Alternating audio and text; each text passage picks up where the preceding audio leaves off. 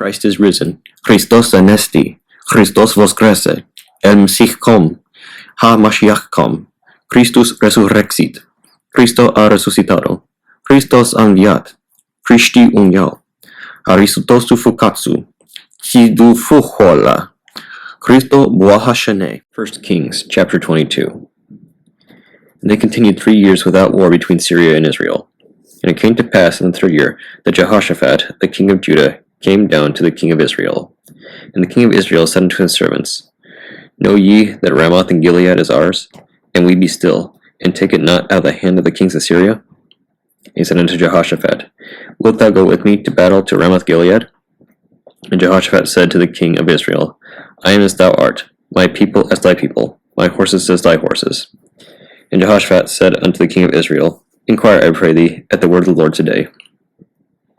Then the king of Israel gathered the prophets together, and about 400 men, and said unto them, Shall I go against Ramoth Gilead to battle, or shall I forbear? And they said, Go up, for the Lord shall deliver it into the hand of the king. And Jehoshaphat said, Is there not here a prophet of the Lord besides, that we might inquire of him? And the king of Israel said unto Jehoshaphat, There is yet one man, Micaiah, the son of Imlah, by whom we may inquire of the Lord. But I hate him, for he doth not prophesy good concerning me, but evil.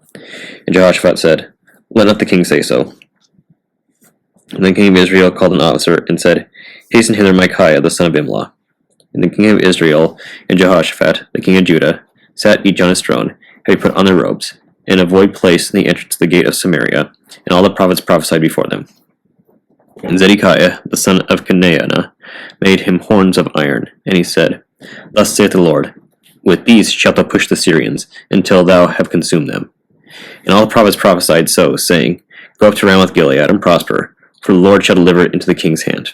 And the messenger that was gone to call Micaiah spake unto him, saying, Behold now, the words of the prophets declare good unto the king with one mouth. Let thy word, I pray thee, be like the word of one of them, and speak that which is good.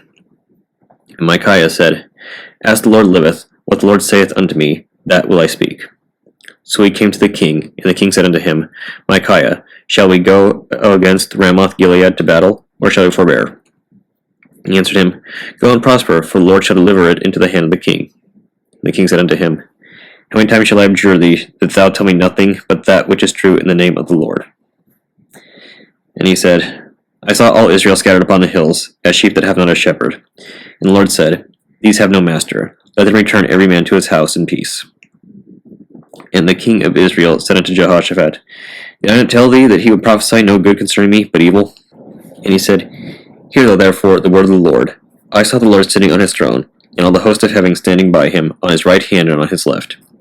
And the Lord said, Who shall persuade Ahab, that he may go up and fall at Ramoth Gilead? And one said on this manner, and another said on that manner. And there came forth a spirit, and stood before the Lord, and said, I will persuade him. And the Lord said unto him, Wherewith? And he said, I will go forth, and I will be a lying spirit in the mouth of all his prophets.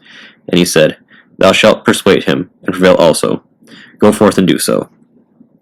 Now therefore, behold, the Lord hath put a lying spirit in the mouth of all these thy prophets, and the Lord hath spoken evil concerning thee.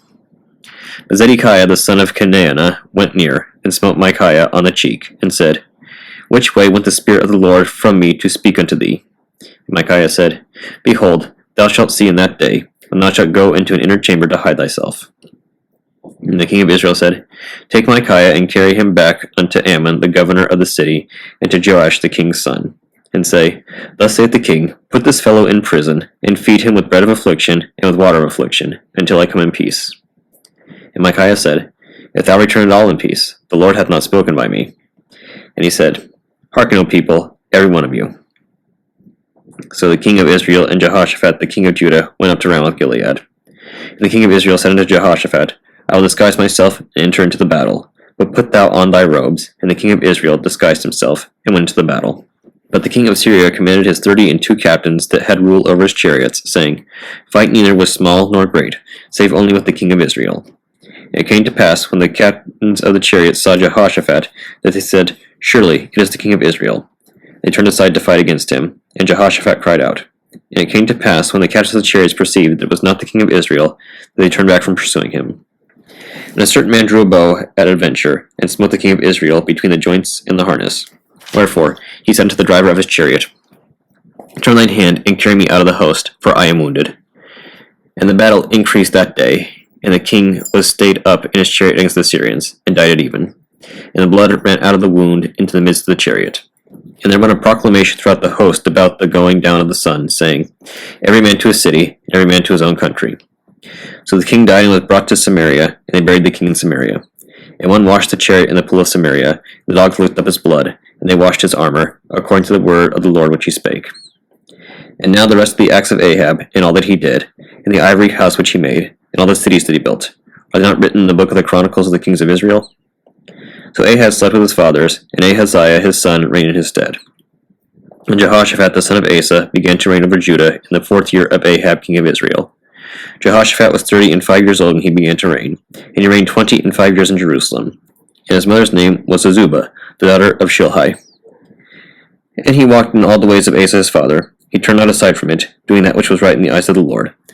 Nevertheless, the high places were not taken away, for the people offered and burnt incense yet in the high places. And Jehoshaphat made peace with the king of Israel. Now the rest of the acts of Jehoshaphat, and his might that he showed, and how he warred, are they not written in the book of the Chronicles of the kings of Judah? And the remnant of the Sodomites, which remained in the days of his father Asa, he took out of the land. There was then no king in Edom, a deputy was king. Jehoshaphat made ships of Tarshish to go to Ophir for the gold, but they went not, for the ships were broken at Ezion-Geber. Then said Ahaziah the son of Ahab unto Jehoshaphat, Let my servants go with thy servants in the ships. But Jehoshaphat would not. And Jehoshaphat slept with his fathers, and was buried with his fathers in the city of David his father. And Jehoram his son reigned in his stead. Ahaziah the son of Ahab began to reign over Israel in Samaria in the 17th year of Jehoshaphat king of Judah, and reigned 2 years over Israel. And he did evil in the sight of the Lord, and walked in the way of his father, and in the way of his mother, and in the way of Jeroboam the son of Nebat, who made Israel to sin. For he served Baal, and worshipped him, and provoked to anger the Lord God of Israel, according to all that his father had done. Psalm 126, a song of degrees. When the Lord turned again the captivity of Zion, we were like them that dream. Then was our mouth filled with laughter, and our tongue with singing. They among the heathen, The Lord hath done great things for them. The Lord hath done great things for us, whereof we are glad. Turn again our captivity, O Lord, as the streams in the south. They that sow in tears shall reap in joy. He that goeth forth and weepeth, bearing precious seeds, shall doubtless come again with rejoicing, bringing his sheaves with him. Psalm 127, a song of degrees for Solomon. Except the Lord build a house, they labor in vain that build it. Except the Lord keep the city, the watchman waketh but in vain. It is vain for you to rise up early, to sit up late, to eat the bread of sorrows, for so he giveth his beloved sleep. Lo, children are a heritage of the Lord, and the fruit of the womb is his reward. As arrows are in the hand of a mighty man, so are the children of the youth. Happy is the man that hath his quiver full of them. They shall not be ashamed, but they shall speak with the enemies in the gate. Proverbs chapter 23, verses 22 through 25. Hearken unto the father that begat thee, and despise not thy mother when she is old. Buy the truth, and sell it not, also wisdom, and instruction, and understanding. The father of the righteous shall greatly rejoice, and he that begetteth a wise child shall have joy of him. Thy father and thy mother shall be glad, and she that bare thee shall rejoice. 1 Maccabees chapter 1. It happened, after that Alexander, son of Philip the Macedonian, who came out of the land of Chetim, had smitten Darius, king of the Persians and Medes, that he reigned in his stead, the first over Greece. And made many wars, and won many strongholds, and slew the kings of the earth. And went through to the ends of the earth, and took spoils of many nations, insomuch that the earth was quiet before him, whereupon he was exalted, and his heart was lifted up. And he gathered a mighty strong host, and ruled over countries, and nations, and kings, who became tributaries unto him. And after these things he fell sick, and perceived that he should die. Wherefore he called his servants, such as were honorable, and had been brought up with him from his youth, and parted his kingdom among them, while he was yet alive. So Alexander reigned 12 years, and then died. And his servants bare rule every one in his place. And after his death they all put crowns upon themselves, so did their sons after them many years, and evils were multiplied in the earth. There came out of them a wicked root, Antiochus, surnamed Epiphanes, son of Antiochus the king, who had been a hostage at Rome, and he reigned in the 137th year of the kingdom of the Greeks. In those days went there out of Israel wicked men, who persuaded many, saying, Let us go and make a covenant with the heathen that are round about us. For since we departed from them, we have had much sorrow. So this device pleased them well. Then certain of the people were so forward herein, they went to the king, who gave them license to do after the ordinances of the heathen. Whereupon they built a place of exercise at Jerusalem, according to the customs of the heathen. And they made themselves uncircumcised, and forsook the holy covenant, and joined themselves to the heathen, and were sold to do mischief. Now when the kingdom was established before Antiochus, he thought to reign over Egypt, that he might have the dominion of 2 realms. Wherefore he entered into Egypt with a great multitude, with chariots, and elephants, and horsemen, and a great navy, and made war against Ptolemy king of Egypt. But Ptolemy was afraid of him, and fled, and many were wounded to death. Thus they got the strong cities in the land of Egypt, and he took the spoils thereof. And after that Antiochus had smitten Egypt, he returned again in the 143rd year, and went up against Israel and Jerusalem with a great multitude, and entered proudly into the sanctuary, and took away the golden altar, and the candlestick of light, and all the vessels thereof, and the table of the showbread, and the pouring vessels, and the vials, and the censers of gold, and the veil, and the crown, and the golden ornaments that were before the temple, all which he pulled off. He took also the silver and the gold, and the precious vessels. Also he took the hidden treasures which he found. And when he had taken all away, he went into his own land, having made a great massacre, and spoken very proudly. Therefore there was great mourning in Israel, in every place where they were. So the princes and elders mourned, the virgins and young men were made feeble, and the beauty of women was changed. Every bridegroom took up lamentation, and she that sat in the marriage chamber was in heaviness. The land also was moved for the inhabitants thereof, and all the house of Jacob was covered with confusion. And after 2 years fully expired, the king sent his chief collector of tribute unto the cities of Judah, who came into Jerusalem with a great multitude, and spake peaceable words unto them. But all was deceit. For when they had given him credence, he fell suddenly upon the city, and smote it very sore, and destroyed much people of Israel. And when he had taken the spoils of the city, he set it on fire, and pulled down the houses and walls thereof on every side. But the women and children took they captive, and possessed the cattle. Then builded they the city of David with a great and strong wall, and with mighty towers, and made it a stronghold for them. And they put therein a sinful nation, wicked men, and fortified themselves therein. They stored it also with armor and victuals.